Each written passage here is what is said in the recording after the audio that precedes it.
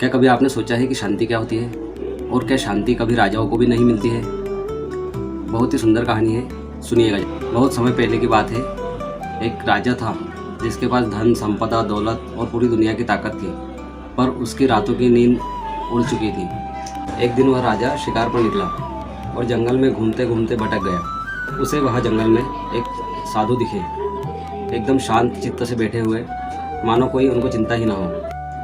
राजा ने पास जाकर पूछा, बाबा, आपके पास ना धन है, ना संपदा है, ना किसी प्रकार की कोई सुख सुविधा है, फिर भी आप इतने शांत कैसे हैं? बाबा ने जवाब दिया, जो भीतर शांत होता है वही बाहर भी शांत होता है। अगर आपका मन शांत है, आपका मन संतुष्ट है, तो आप बाहर भी शांत रहेंगे, और अगर आपके मन में अशांति है तो फिर आपको बाहर भी चिड़चिड़ापन महसूस होगा।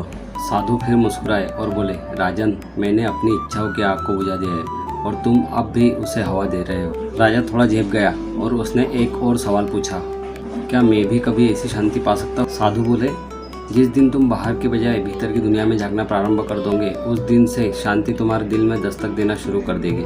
राजा चुपचाप बैठ गया और कुछ देर बाबा के साथ ही बैठकर ध्यान किया, और उस दिन के बाद से राजा की जिंदगी बदल गई और राजा ने कम बोलना प्रारंभ कर दिया।